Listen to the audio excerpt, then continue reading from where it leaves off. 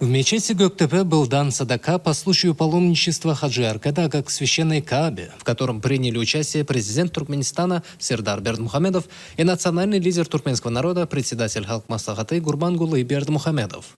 Как известно, в рамках визита в Эр-Рияд герой Аркадаг принял участие в международном саммите One Water, а также посетил священную Мекку. В Мекке он совершил молитву, обращенную к Аллаху за развитие и процветание Туркменистана. В молитве содержались пожелания благополучия для народа и успехов в реализации стратегических инициатив, которые продолжаются под руководством президента Сердара Бердмухамедова.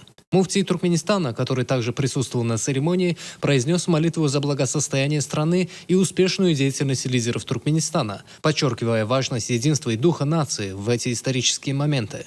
Садака стал символом духовной связи народа с его лидерами, а также важным событием в рамках внешней политики Туркменистана, укрепляющей международное сотрудничество и внимание к культурным и духовным традициям.